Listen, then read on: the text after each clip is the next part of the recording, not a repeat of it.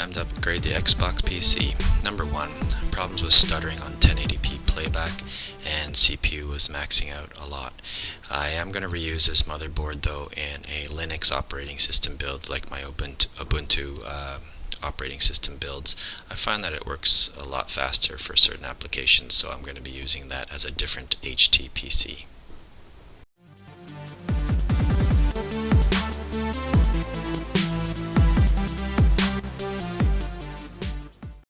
So I decided to go with these components.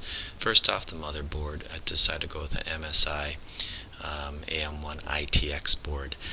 It's already a mini ITX board, so just pop this one in.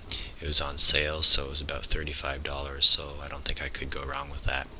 The APU that I decided to go with is the AM1 5350. It's the quad core, going at about 2.04 gigahertz, and a lot of good reviews on it.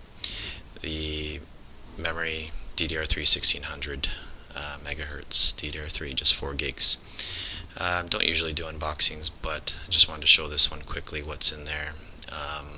Now the CPU, that was a different story. What I would suggest is that you go through some tutorials on how to install the heatsink. I decided, don't read instructions, just decide to put it on. Problem with that was it was very finicky. There's only 2 clips that go in, and it's hard to balance it out so that things aren't popping out here, popping out there. In the end I did get it in, but you'll see I had a lot of frustration with this thing.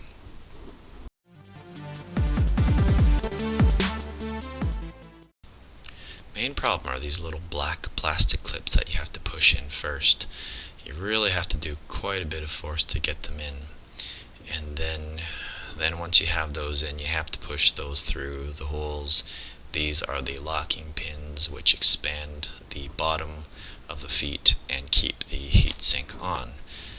As you can see, butterfingers, I've never had this much problem putting a heatsink on, and I've read other reviews of some similar people having similar problems.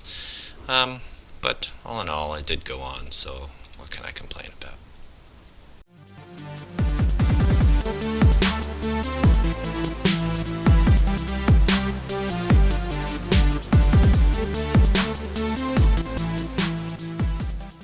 Alright, so next thing really is to get the motherboard in. I decided to get a used Crucial SSD for my operating system to run my Windows 7 still. So I'm still using Windows 7 because I'm using the Windows Media Center, and I'm just using the laptop drive for storage of my media.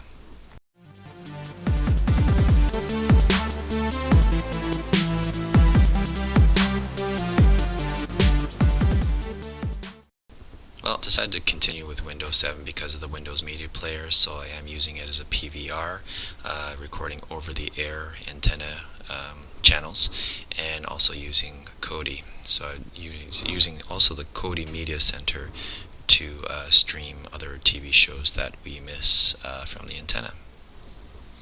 Working well, and I'll show you the next upgrades in the future. Well, unfortunately Windows Media won't show, but right now I'll show you the specs.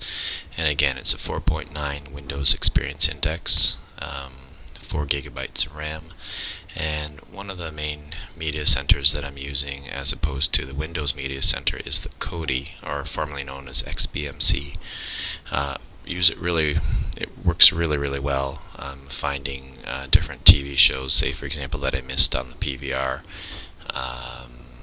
and I think Genesis so far has been by far the best on Kodi. Anyway, take care, and I'll see you in the next video.